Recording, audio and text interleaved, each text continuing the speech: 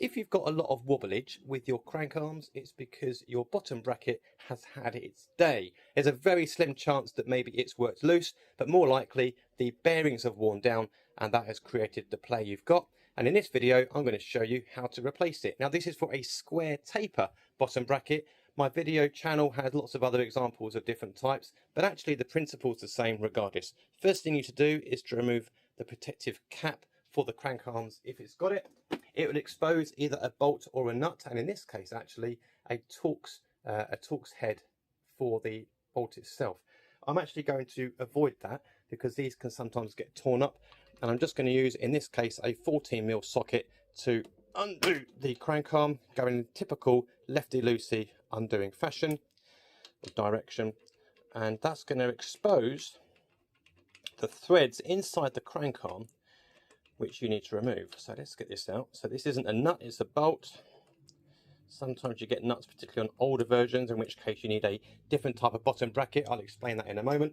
And what you've got here is a whole load of threads which are relatively clean. I'm going to give that a bit of a brush out in a minute by pausing the video. But what happens is you need to get a crank removal tool inside of there to remove the crank arm from the body of the bike. You won't be able to do this just by yourself. Oops, hit the camera. Just by using regular tools. You're going to need to use a crank puller if you want to be using your crank arms again. And this is how it works. It's in a two-part fashion. Sometimes you don't get the handle. This tool in question actually does. Honestly, it's not all it's cracked up to be. I think it's better just having the tool unit here. So if you're going to buy one online, I would avoid one with a handle, because actually the handle needs to be a fair bit longer than this one in order to give the torque physics required to remove it. Nevertheless, here we go. Of the two parts, one unscrews from the other, obviously, and you don't need any force to screw this in. So if it's tight to get in, then it's because you are probably cross-threading. But this goes in the typical fashion again, which is clockwise, righty-tighty. And once we've got the threads lined up, it should go in nicely. If you're finding difficulty, you can back off, and then there should be a click sensation, which means the threads have aligned with each other. And this should go in quite a way. So I'm just going to get some pliers. I'm just going to screw this in a bit further. Because it's gone in this far by hand, I know that it's not cross-threaded. So we're just going to keep running this in. There we go. It's going in nicely now. Yeah, quite easily. I'll just use the pliers for ease. And once this has got to the end, you'll know it has because it will get particularly tight. There we go. Almost the threads have gone entirely. You know that's now in place. You then get the other part of your tool. Again, you may not have the handle part, but in this case we do. And this spins itself around, hitting the pedals every time on the way round. You can see why I don't like the tool. There we go. And eventually there's going to be resistance. What's happening is this part is holding onto the crank arm, which is going to be coming off the bike. This part drives through and actually touches the end of the bottom bracket, the axle that runs through the frame, which is what is creating the looseness in the first place. And one pushes against the other in order to prise this crank arm off.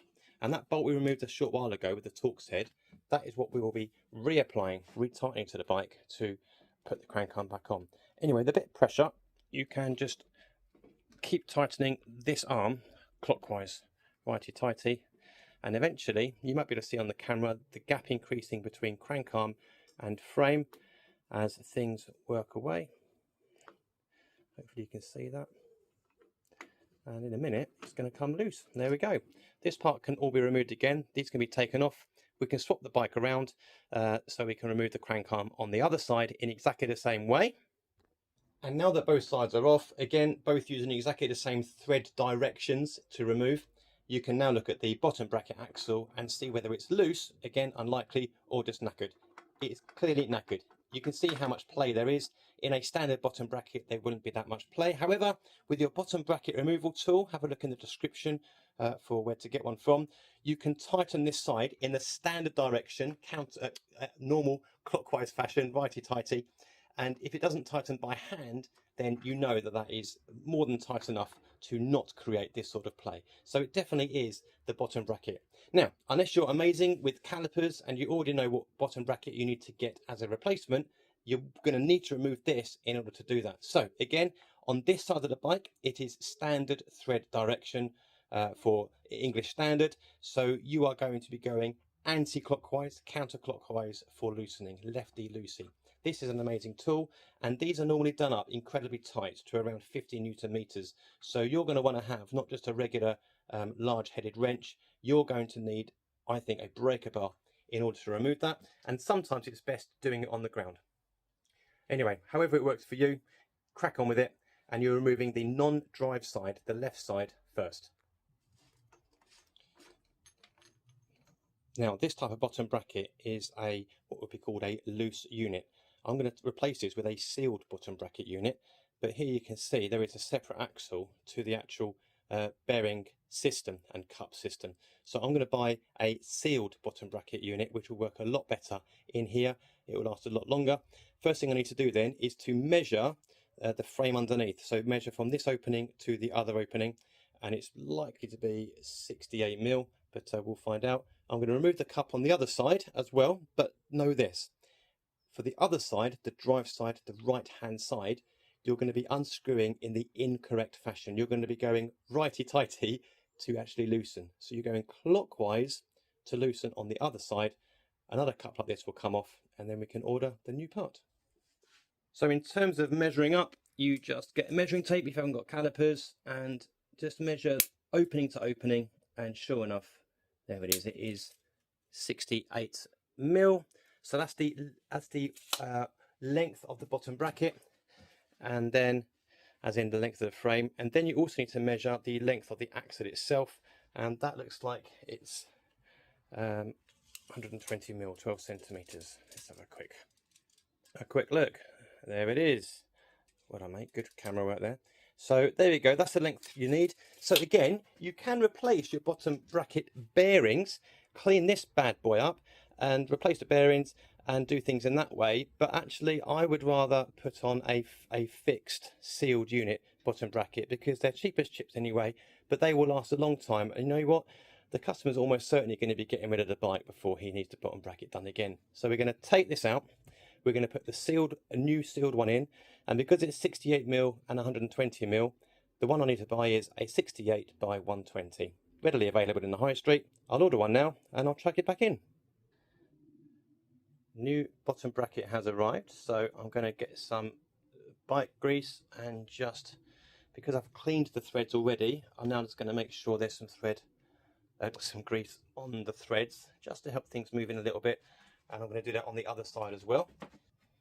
I've turned the bike around now, so it's a lot easier to see. Basically, folks, if you can't fit the bottom bracket in and it doesn't tighten in by hand easily, then don't tighten anymore, because you are cross-threading it, or there's grit in the threads. Either way, you are going to knacker the bottom bracket. To date, manufacturers haven't yet found a way to make the threads tough enough that they won't go brittle and be stripped by a cross-threaded bottom bracket.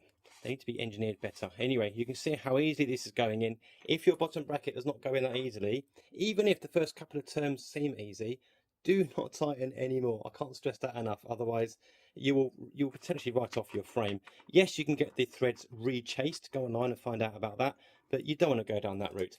Okay, now this is on hand tight. We need to go and tighten up to torque, recommended torques, which for this bike I think is 50 Newton meters. So I'll double check that and crack on with the tightening. For you, absolutely make sure that you're tightening yours to the correct torque before then moving to the non-drive side. And once you've done the drive side, you spin things round and do things on the non-drive side, which is standard thread direction. Again, same as before. If things aren't going in easily, then back off, start again if needed. Then you might have to clean your threads a bit more. But this is why you grease the threads before you put the bottom bracket in, because you're going to have no room once it's in. Anyway, look, this is going in like a charm. And to be honest with you, it's going in so far now that if things start to get stuck at this point, then actually it would have bitten enough of the threads already. You know it's definitely going in the right fashion. So you know you're not cross-threading, but there we go. With the tool on as well, a bit of tightening by hand gets things going. Again, cannot stress enough, if it's making any noises, any resistance that is substantial resistance, then you know what you need to do. And again, we're going to be tightening this to recommended torque settings, and usually it's easier doing it off the frame if you understand. Do it on the ground instead, because that'll be a much slicker move. So I'm going to do that off camera, tighten it up properly to torque settings, and then we'll get the crank arms back on. And of course, now this is done, you just need to attach the crank arms, which is really easy. You don't need the crank arm removal tool because we're not removing it. You literally just, once you've cleaned your crank arms, line them up by hand, just push them so they're in place and relatively level. You get the bolt that you would have initially removed. Again, make sure you're not cross-threading. And this bolt goes into the end of the bottom bracket axle, just like before. And going in by hand, again, just ensures there's no risk of you overdoing it with a hand tool like a ratchet and potentially cross-threading. Once things are going in place, you'll find some resistance as it starts to hit home. And once that resistance really hits, then you can start hitting home with the ratchet itself, or a small breaker bar in my case. So let's just get this tightened up. And then I'll get a torque wrench on this before I start pedaling, just to make sure I've got things perfect. You could use the Torx bit if you want to, the star bit. I'd much rather use this personally. But things are going together nicely here, pushing in well. But there we are on. The other side is exactly the same, and therefore, my friends, you and me, we are job done. Thank you so much for watching. You now know how to remove and replace your square taper bottom bracket, clean it all out, attach everything else, and you are ready for riding. Don't go to the mechanics, just spend a few quid on the tools, look in my description, and you can look after the bikes yourselves. Thanks for watching, like and subscribe. I'll see you next time. Bye for now.